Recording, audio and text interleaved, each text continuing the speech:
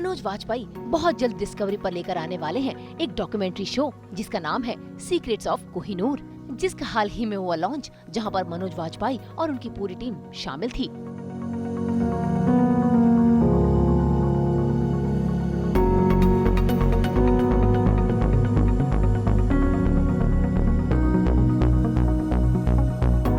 सबसे अच्छी बात होती है कि इसमें थोड़ा एक्टिंग के जो यूजुअल जो हमारे मशक्क़त होती है वो नहीं करना होता, तो एक तरीके का ब्रेक होता है। And I try to just go ahead and enjoy myself. मैं और नीरज हम लोग पहले कुछ बातें कर लेते हैं, फिर राघव कुछ आकर के अपनी टिप्पणियाँ देता है, फिर उसके बाद धीरे धीरे करके it's a taxing process. I mean, when you are shooting, it's taxing. And sometime आपको लगता है कि यार सही जा रहा है कि नहीं जा रहा है। कितनी बार राघव जो है कुछ एक अलग ढंग से चीज़ों को कराना चाहता है, मैं किसी और ढंग से करना चाहता हूँ, तो कई बार वहाँ पर कॉन्फ्लिक्ट भी होते हैं। But that's the beauty of it कि nobody knows what's right and still you are trying to reach to an understanding, and that's the part of the creative process I enjoy the most. But I think at the end of the day, if people are liking it, if it is somewhere taking it in the right direction, then I'm happy. वैसे ही कोहिनूर हमारे upbringing का part रहा है। ये कहानियाँ, कुछ तथ्य, कुछ फोकलोर, कई तरीके से कोहिनूर के बारे में बातचीत होती रही है। और लेकिन जिस तरीके से इन लोगों ने कोहिनूर की पूरी जर्नी को इस डॉक्यूमेंट्री में डाला है, वो ज़्यादा फैसिनेटिंग है। And that actually instigates an actor, pushes an actor to explore more ways to narrate it and experiment with it. एक रिसर्च टीम इन्वॉल्व होती है। जब हमारा एसोसिएशन डिस्कवरी प्लस साई, इनके साथ जब हम लोगों ने ये जर्नी शुरू की, तो हमारे सामने ये एक बड़ा चैलेंज था कि हम इन कहानियों को कितना इंटरेस्टिंग तरीके से जो है ऑडियंस के सामने रखें, उनके समक्ष रखें। एक डॉक्यूमेंट्री फॉर्मेट ज़्यादातर एकेडमिक होता है, उसका टोन जो है वो हो सकता है that it gets into a very repetitive mode where you don't get that sense of thrill that you enjoy in a fiction story. So part of the process that we got involved in was to choose the kind of stories which would inherently have that element, जो audiences relate कर पाएँ, जो उनके लिए thrilling लगे, जो उनके लिए interesting लगे। academic तो हो ही, but साथ साथ entertaining भी हो। So that's how we approach these stories and that's how we pick up our stories. देखिए, कोहिनूर के बारे में हम उतना ही जानते थे जितना कि एक आदमी जो किसी सब्जेक्ट को लेकर थोड़ा बहुत जिसको इंटरेस्ट रहता है, उतना ही मैं जानता था। कभी स्पेसिफिकली कोहिनूर की हिस्ट्री को लेकर के मैंने ज़्यादा उस पर काम नहीं किया था, ना मैंने पढ़ा था उस तरीके उतने डीपली जा करके। लेकिन यही है एक एंकर का और नरेटर या एक्टर का जो है सबसे बड़ा एडवांटेज ये होता है कि अगर जिस सब्जेक्ट पे आप काम करते हो उसमें रिसर्च मटेरियल बहुत मिलता है। कोहिनूर के पड़ाव के बारे में पता चला जो मुझे नहीं पता था, इसके नाम को लेकर के कि इसका नाम का मतलब क्या है और कैसे उसका नाम, ये पूरा डिस्क्रिप्शन है।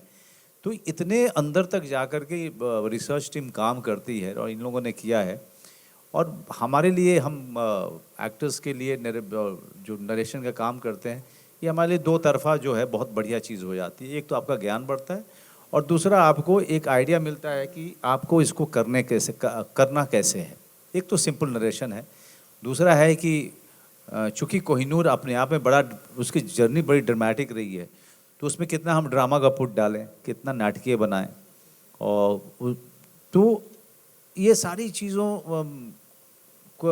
चीज़ें इतनी फैसिनेटिंग होती है, इतना प्रोसेस इसका, और इसलिए मुझे बहुत मज़ा आता है। वो नरेशन में, पोइट्री पढ़ने में और नरेट करने में मुझे बहुत मज़ा आता है। मुझे बचपन से बहुत मज़ा आता रहा है। तो it comes very naturally to me because मैं I am drawn towards this job बहुत ही नेचुरली। और मैं हमेशा सोचता था कि मैं कैसे ये एजुकेशन ख़त्म हो तो मैं एक्टिंग कर पाऊँ पूरे तरीके से, हिस्ट्री नहीं। लेकिन हिस्ट्री के साथ एक अच्छी बात यह है कि राघव ने एक बड़ी अच्छी बात कही कि अगर उसमें से डेट निकाल दीजिए तो ये सिर्फ कहानी है, कहानी की तरह आप इसको पढ़ सकते हैं। तो अब मेरा काम वही होता है कि मैं जब नरेट कर रहा होता हूँ तो डेट जो है उसको ब्लर करता हूँ और एक फैसिनेटिंग स्टोरी की तरह से उसको नरेट करने में जो मज़ा आता है, और हर सब्जेक्ट अपना तरीका बताता है कि उसको कैसे नरेट किया जाए। कि सो हिस्ट्री को अगर समझा जाए, हिस्ट्री इज़ वर्जन्स बेसिकली। तो अलग अलग इंसान उसको अलग अलग तरीके से डॉक्यूमेंट करता है। अगर एक किंग उसको डॉक्यूमेंट कर रहा है तो उसके जो नोबल्स रहते हैं कोर्ट में, वो उनको बड़ा रख के उसको डॉक्यूमेंट करते हैं। तो वैसे वैसे करके अलग अलग वर्जन्स रहते हैं। तो while we were researching on Kohinoor also, so we were bumping into a lot of चीज़ें जैसे जो ऑथेंटिक डॉक्यूमेंट में मिलती है, कुछ हमें टेल्स में मिलती है, कुछ रूमर्स मिलते हैं। So basis that, then those are tough decisions that we take कि this is our version of the Kohinoor. This is हो सकता है कि एक अलग वर्जन हो सकता है आप इसमें और चीज़ें जोड़ सकते हो और चीज़ें ऐड कर सकते हो।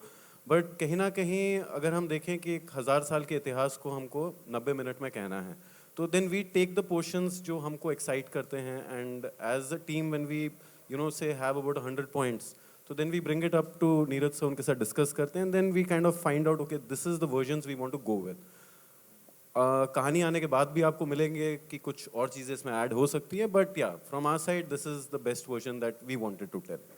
Format allows you, number one, the docu-series format allows you not to get swayed or not to indulge in a story and make it fictionalize or customize it anyway for the larger audience. People who are watching a documentary come in with the notion that they're going to see a perspective which is very true to the origin of that story. So, as you said, I mean, the docu-series format allows you to create something for an audience which is ready to perceive and accept it in that manner.